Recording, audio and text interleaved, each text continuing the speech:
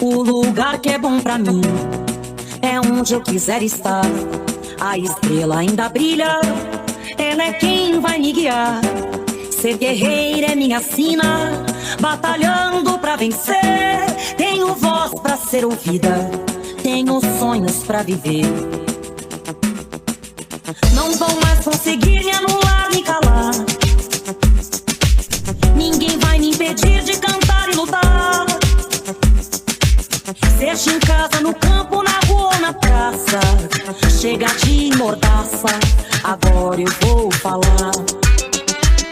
Porque eu sou mulher pra fazer acontecer.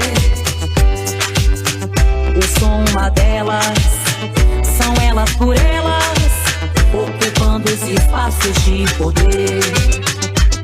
Porque eu sou mulher pra fazer acontecer. Eu sou uma delas, são elas por elas, ocupando os espaços de poder.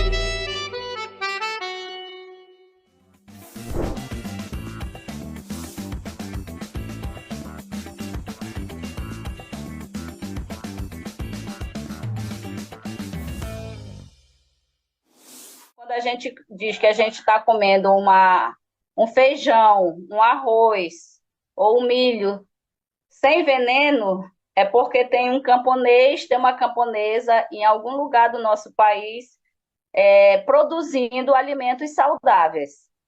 Então, a questão das sementes crioula, ela vem se contrapor a uma agricultura predatória baseada no monocultivo e no uso intensivo de agrotóxicos. Então, as sementes geneticamente modificadas, elas estão na nossa mesa, que é onde o agronegócio trabalha. Então, as sementes crioulas são trabalhadas por camponeses, agricultores familiares, que ainda vivem uma situação ainda de muita luta.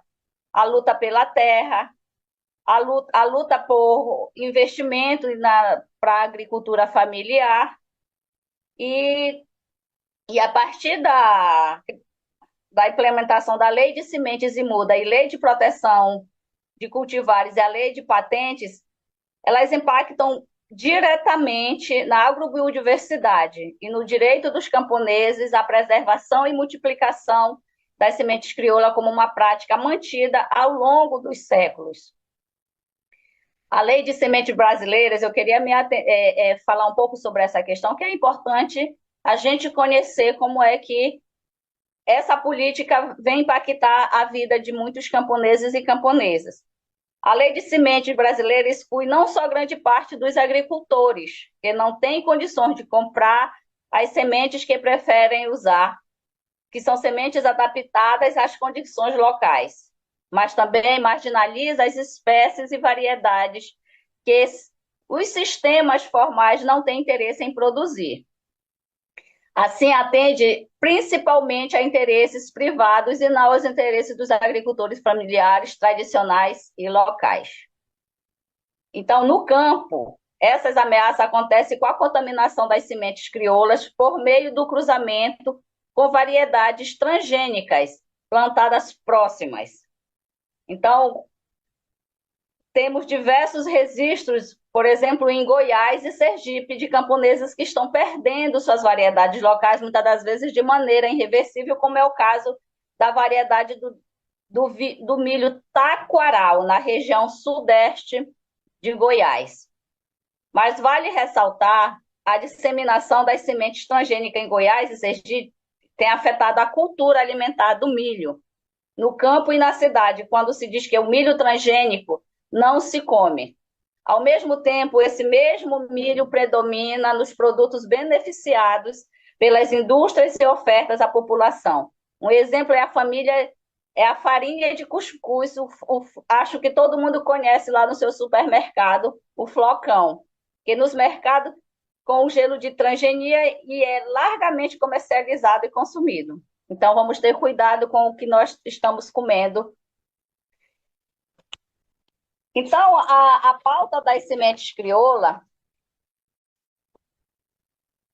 ela é um direito dos camponeses e da preservação e produção de sementes que tem sido secundarizada pelo judiciário brasileiro em todas as ações que questionam o modelo agroindustrial.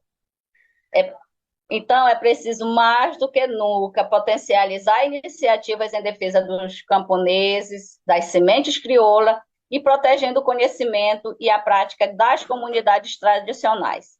Então, quero deixar aqui um recado para as companheiras que militam nos seus diversos locais, suas comunidades, seus territórios, que é promover ações dos mais diversos âmbitos que visem denunciar, identificar e monitorar as contaminações das sementes, além de promover e defender territórios livres de transgênicos. E hoje nós temos várias comunidades, companheiras de quilombos, que têm trabalhado as hortas coletivas, com o objetivo de trazer o sustento para sua família, colocar um alimento saudável na sua mesa e essa produção também ir para as feiras locais e regionais.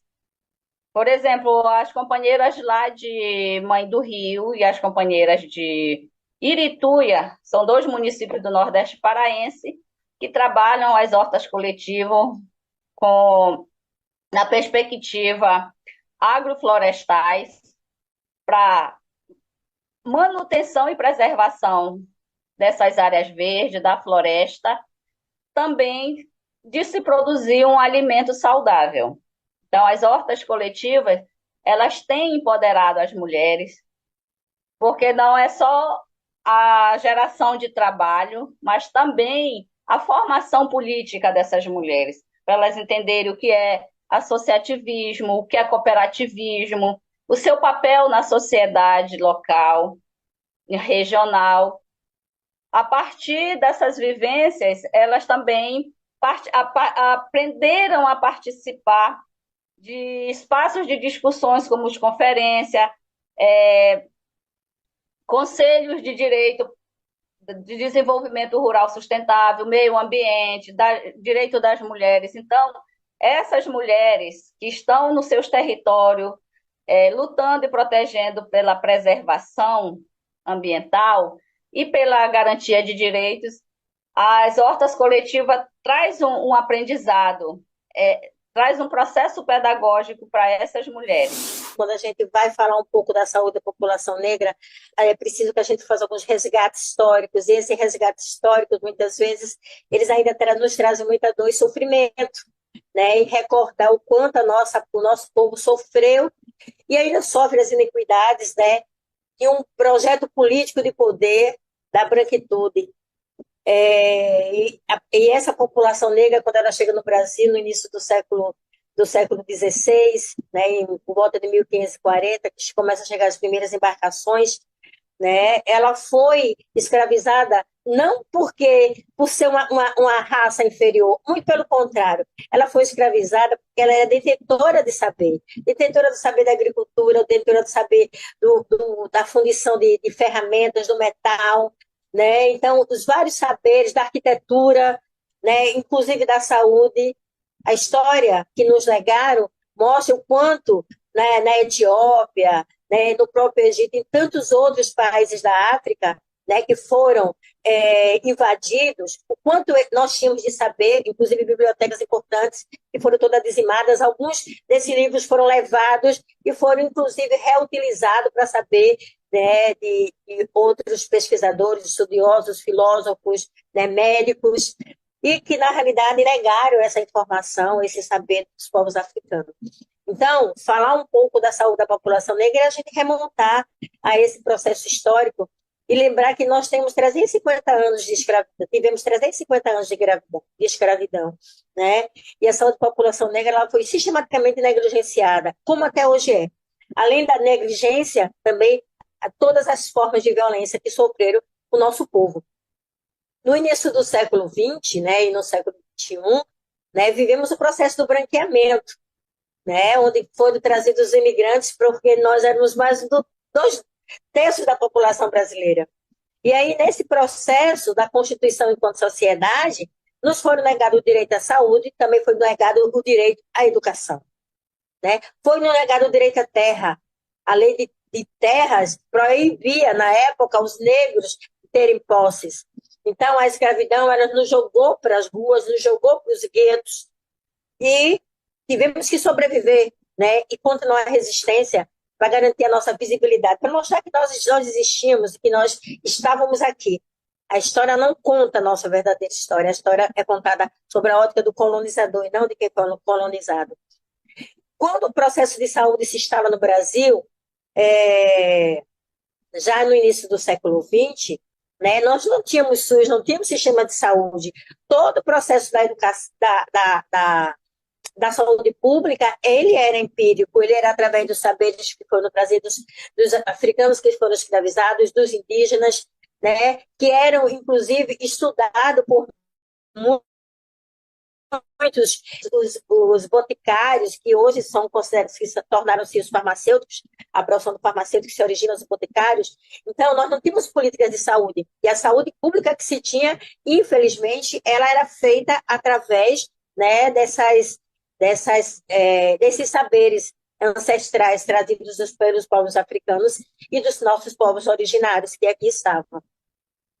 As faculdades, elas começam a surgir justamente no final do século XIX, mas os médicos que eram formados na Europa, e como eles formavam na Europa, eles não conheciam e não sabiam lidar com as doenças que aconteciam no Brasil, que assolavam o Brasil, porque eram doenças tropicais, que eram diferentes das doenças que existiam na Europa.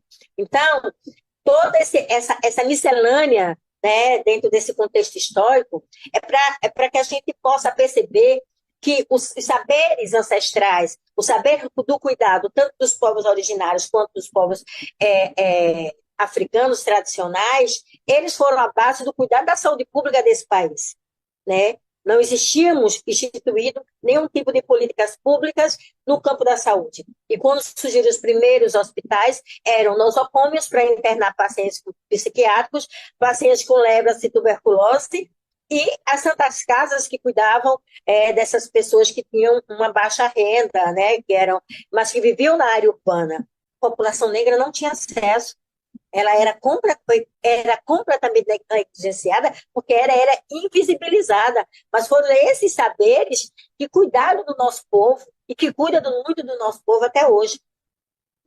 Então, com essa construção de sociedade e com o avanço das políticas públicas, né, só a partir, inclusive, quando surge o Ministério da Saúde, que não faz o recorte, até porque nós não existimos, até a Constituição de 1940, nós não existimos enquanto sociedade, enquanto cidadão, né? A população negra, ela não era visibilizada, ela não era vista como uma pessoa de direito, um ser de direito, né? Muito pelo contrário. Muitas das doenças que aconteciam, que assolavam a população brasileira, muitas vezes eram jogadas sob a responsabilidade da população negra, que essa população que estava à margem, essa população que estava nos guetos, essa população que estava nas ruas, muito mais vulneráveis, adoeciam pela falta de ter um teto para morar, pela falta de ter um emprego, pela falta de uma alimentação, pela questão da insegurança alimentar. Então, elas adoeciam, sim, com muito mais frequência, mas era imputado a ela a responsabilidade desse adoecimento, e não como um fator social, né, construído para dizimar, inclusive, a população negra. Né? A população negra, no final do século XX, né, no início do século XX, ela é 2/3 da população, porque as pessoas muitas vezes tinham muito mais escravos nas suas propriedades do que pessoas que moravam dentro da casa. Então, claro que a população negra ela era muito maior.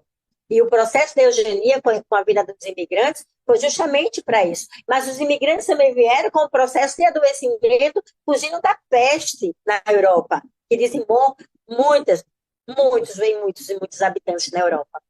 Então, quando a gente começa a fomentar a discussão já no início do século, no século XX, né, e século XXI, né, a visibilidade O movimento negro se organiza e a gente exige a visibilidade desse povo que está à margem do processo do adoecimento, aliás, de todos os indicadores favoráveis. Então, na saúde, na educação, no emprego e renda, na questão da segurança alimentar, na questão da terra, todas essas políticas públicas, os piores indicadores, eles eram indicadores que acometiam, né, que eram característicos da população negra.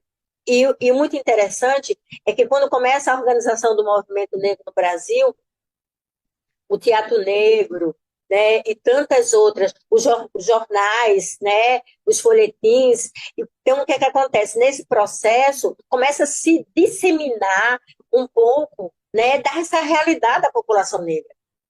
E nessa construção e organização da sociedade, chegamos na década, no processo da ditadura militar, e onde, na realidade, boa parte da população negra foi encarcerada. Porque, aliás, o nosso encarceramento ele já começa com a lei, né, da vadiagem. E, na realidade, era uma forma de limpar, uma forma de eugenia, né, de tirar o povo preto da rua.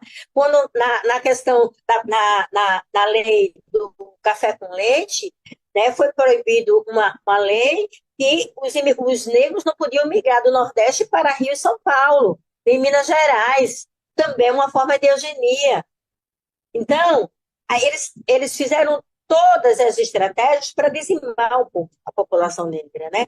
Pela fome, pela doença, pela ausência de direitos, pela violência, pelo encarceramento.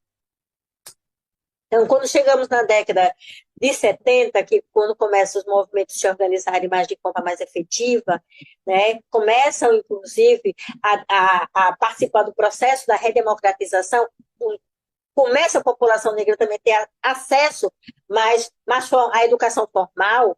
Então, o que é que acontece com isso? Isso faz com que, nas periferias, a população negra ela comece a se organizar, sem perder de vista a sua essência, sem perder de vista seus saberes ancestrais, continuando a cuidar da sua população, seja nos quilombos, seja nas periferias, sejam através dos terreiros, e sempre combinado como espaço de cuidado para a população negra que mora na periferia.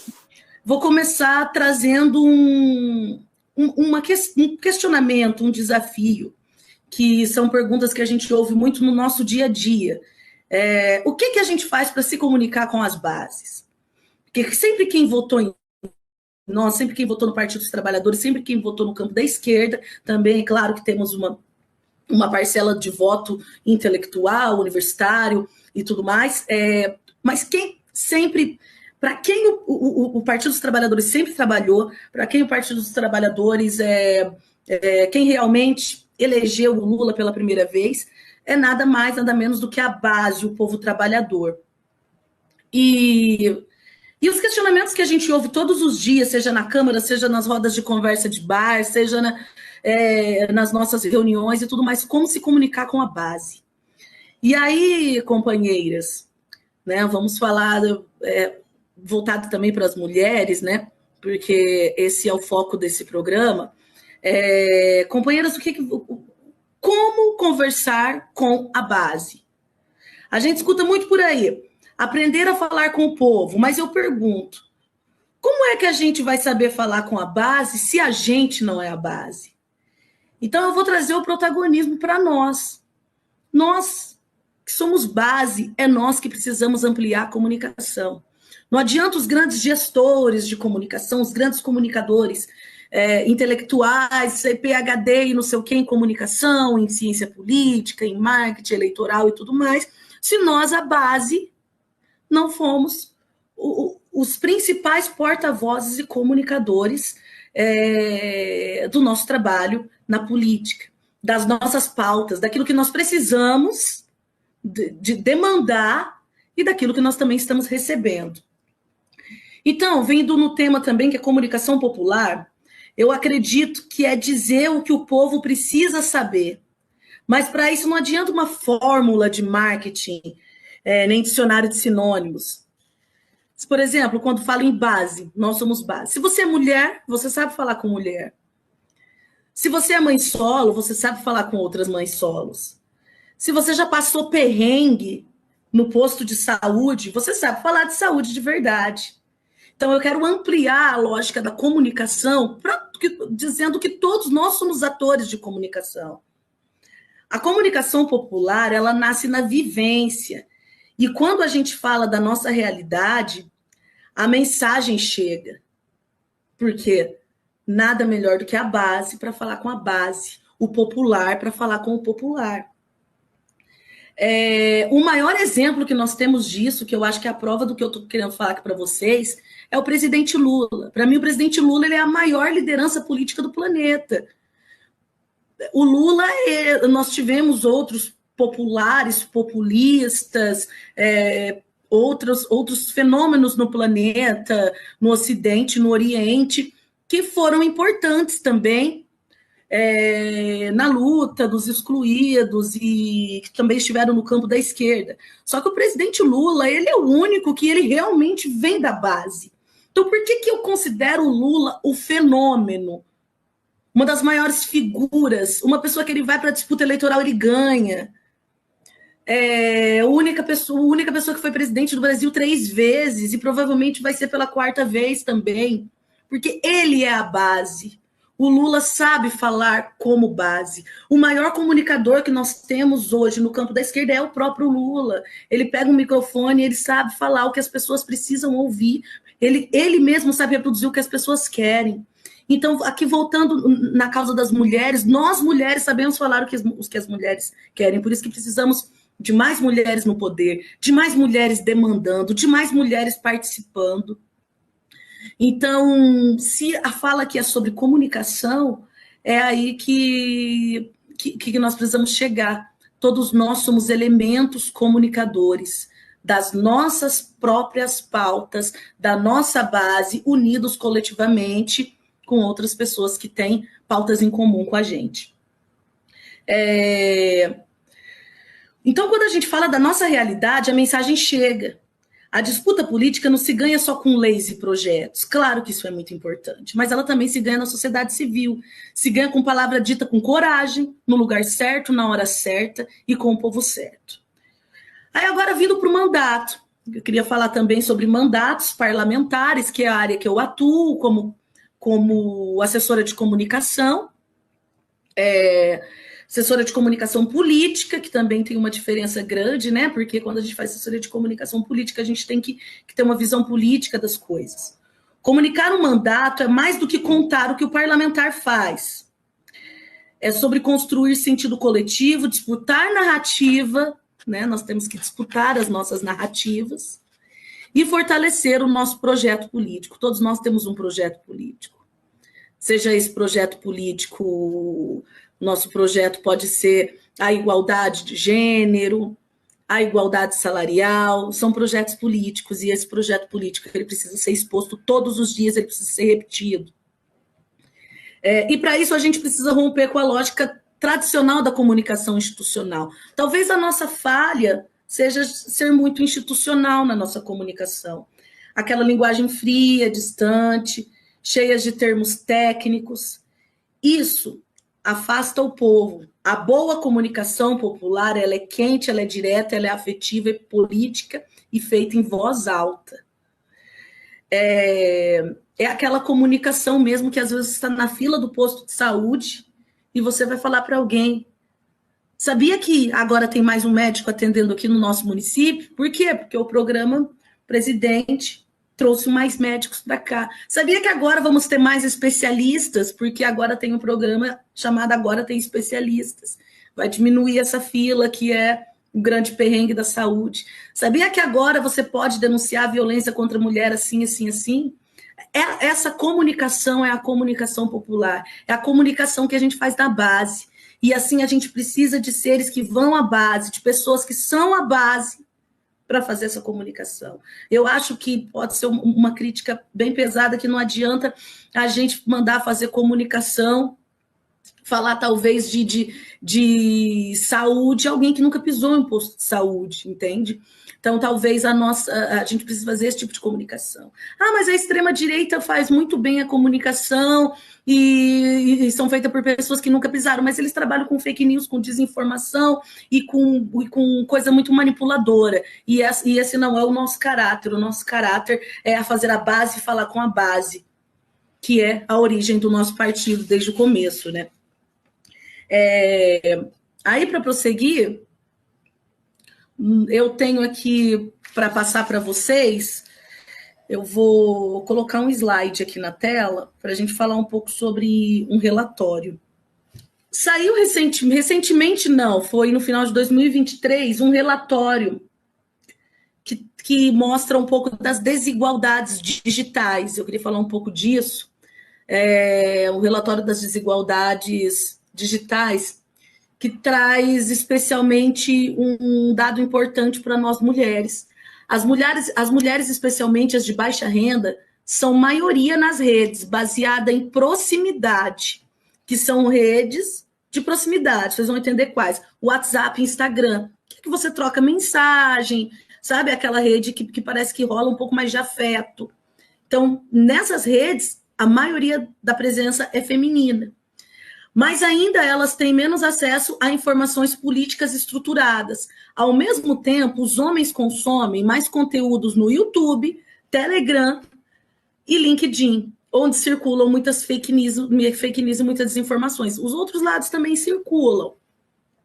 Porém, eu acho que esse dado é muito importante para a gente se atentar. As mulheres, inclusive de baixa renda, elas estão mais presentes no WhatsApp e no Instagram, que são as redes onde a gente conversa mais, onde troca mais ideia, onde você vê o dia a dia da tua colega, né, do teu colega de trabalho, do teu amigo, teu parceiro, nessas redes onde as mulheres de baixa renda estão mais presentes. E os homens, em contrapartida, eles estão mais presentes no YouTube, que é a rede onde você vê conteúdo pronto, estático, Telegram, que é a rede que você recebe mais mensagens de grupos institucionais e tudo mais, não é uma rede tão afetiva, e no LinkedIn, os homens também estão mais presentes.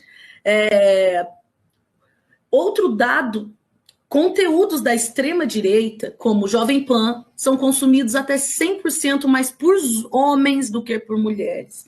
Então, esse tipo de rede protagonizado na maioria das vezes pela extrema-direita, ele é 100% mais consumido por homens do que por mulheres. Então, a gente já entendeu aí onde está a nossa base, qual o caminho que nós devemos continuar seguindo para propagar aquilo que nós precisamos, falar das nossas ações e ouvir as demandas necessárias dessa população, da sociedade, que são as mulheres de baixa renda.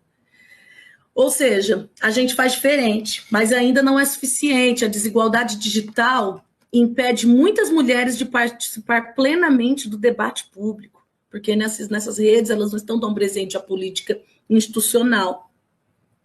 Por isso, comunicar não pode ser só postar nas redes.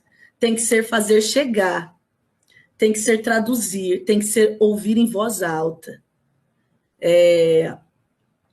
E aí, voltando para os mandatos parlamentares, o que isso significa dentro dos mandatos parlamentares? Não sei se tem me ouvindo aqui assessores de comunicação, jornalistas, comunicadores, mas isso é importante. Não só assessores também de comunicação, mas assessores locais de parlamentares, deputados, até mesmo vereadores e tudo. Os mandatos parlamentares, isso significa traduzir emenda parlamentar em mudança concreta de vida do povo. O deputado manda lá uma emenda parlamentar, talvez de R$200 mil, ou seja, lá de 1,5 milhão para um hospital, para um posto de saúde. Eu sempre estou usando aqui o exemplo da saúde, porque eu acredito que é uma área que toca muito as pessoas. Está naquela fila do posto de saúde, você sabia que tal deputado assim, da base do governo, mandou uma emenda aqui, ele fez um trabalho político lá em Brasília, ou lá na capital do teu estado, para mandar não sei quantos mil para a gente comprar mais vacina aqui, para a gente poder construir um posto de saúde, para a gente reformar um posto de saúde, para contratar mais especialistas, seja lá o que for. Então, essa comunicação do dia a dia, a comunicação popular, e que os mandatos parlamentares precisam muito ainda, para além de posts em card, de colocar no jornal e tudo mais. Mostrar que o que acontece em Brasília tem impacto direto na fila do SUS, na escola e na creche. A gente tem que fazer a ponta entender isso. E para isso nós também temos que ser a base.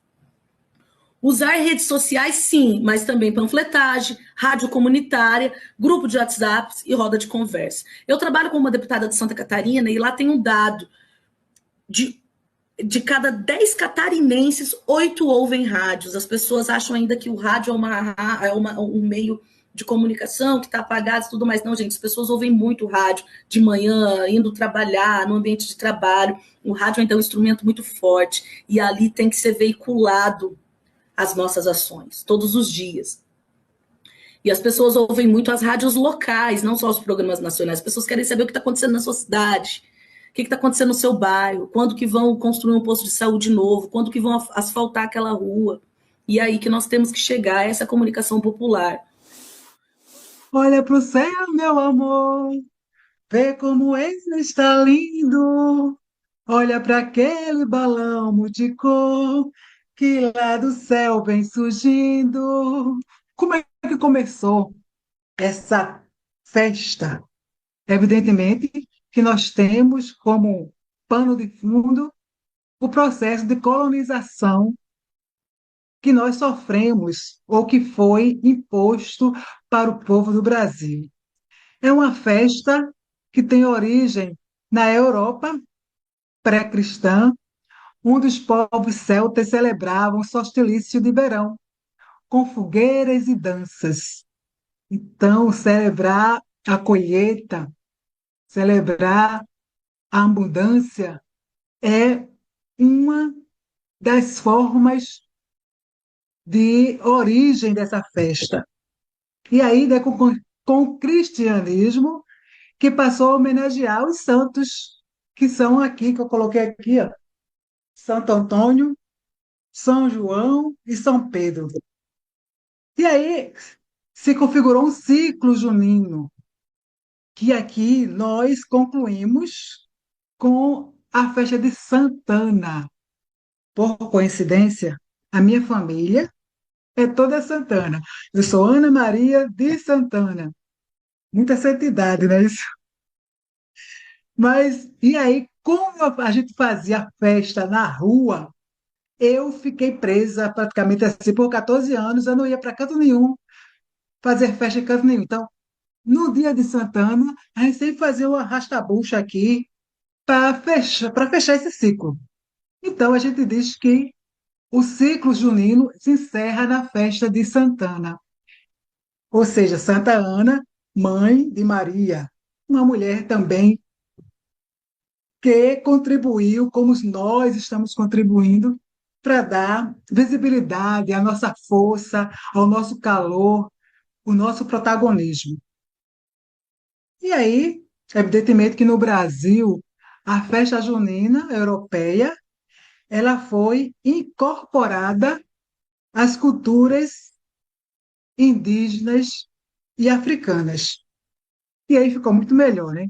Porque ganhou comidas de milho, mandioca, ganhou batuques, o sincretismo religioso que contribuiu para desenvolver várias possibilidades de dança, de comidas, de saberes que nós carregamos até hoje do Brasil afora.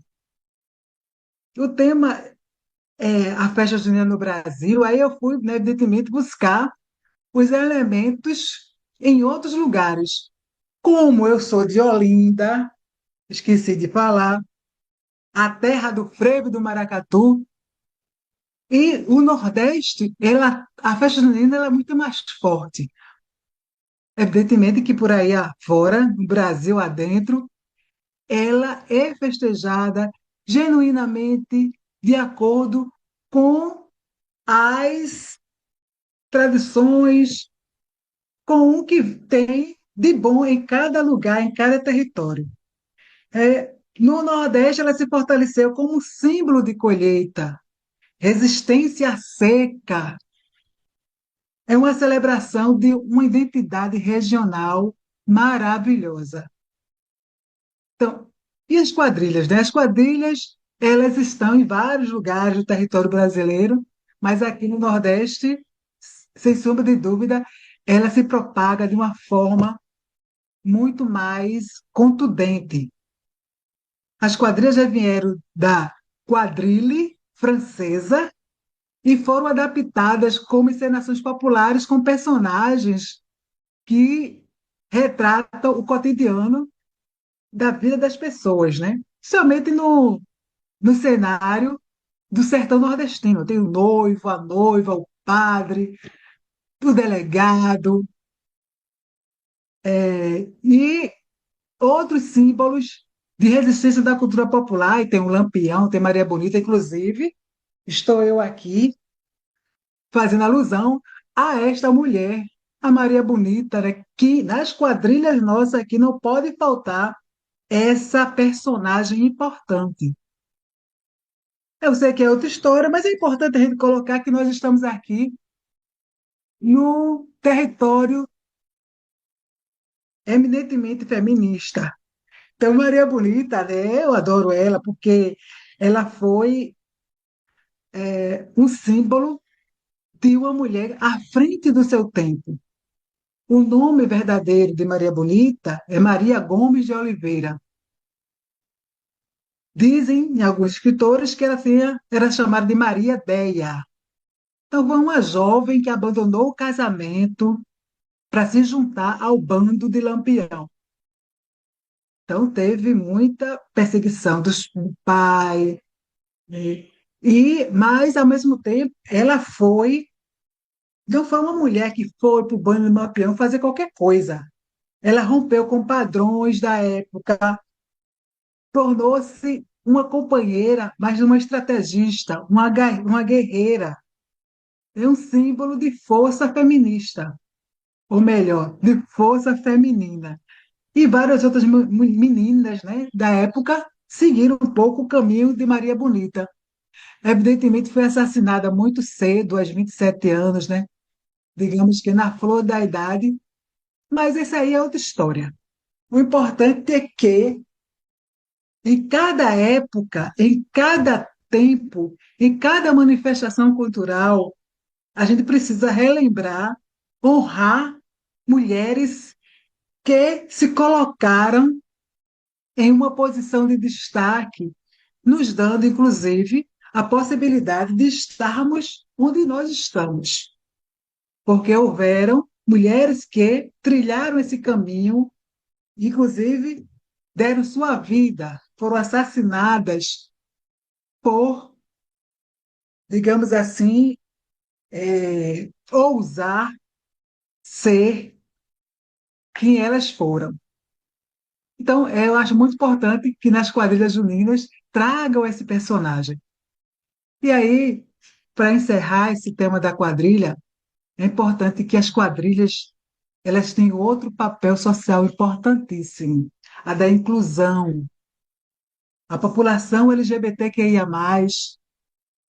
tiveram que lutar para o seu espaço. E as quadrilhas, elas contribuíram bastante nesse sentido.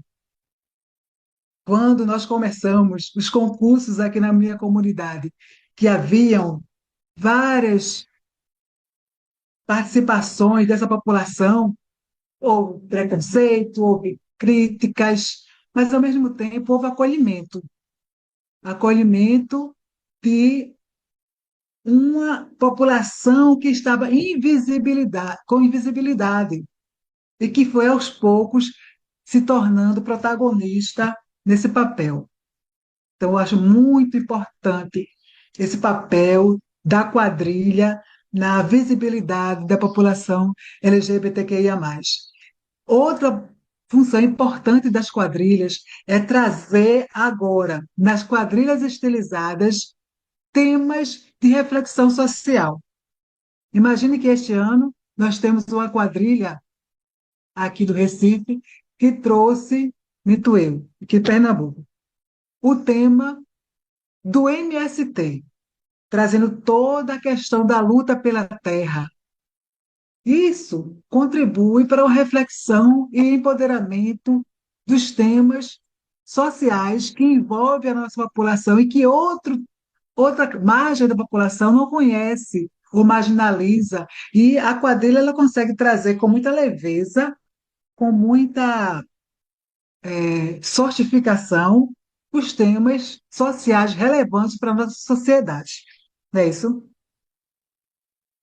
Então, fora a questão da quadrilha, nós temos os outros ritmos, né? O forró, o chachado, o baião, que traz uma imensa, digamos assim, enriquecimento cultural com os nossos artistas. Obviamente que o São João cresceu tanto aqui no Nordeste que nós temos um impacto econômico de desigualdade para os empreendedores. Trazendo agora um pouco essa questão do tema econômico. É um momento que movimenta bilhões, bilhões, bilhões, bilhões, né? Nós temos aqui, no Nordeste, dois grandes polos que se disputam entre si qual é o melhor, né? O São João de Caruaru, o São João de Campina Grande. Evidentemente que nós temos outros polos maravilhosos, Petrolina, e assim vai. Estou falando um pouquinho aqui do Nordeste, nesse sentido da quadrilha, da festa de palco. Para você ter uma ideia, em 2024, Caruaru atraiu 4 milhões de pessoas e gerou 700 bilhões de renda naquele momento. Este ano se espera muito mais. Em Campina Grande, arrecadou um montante semelhante. Ao mesmo tempo, como eu já disse, tem os grandes produtores, mas também tem as mulheres periféricas, as mulheres que estão nas quitandas, as mulheres que produzem a pamonha e a canjica, que, de qualquer forma, também esperam este momento do ano para ter uma renda melhor, para superar algumas dificuldades financeiras. Então, é importante saber e conduzir esse impacto econômico, mas com inclusão. Fique com TV Elas por Elas Formação, que semana que vem tem mais.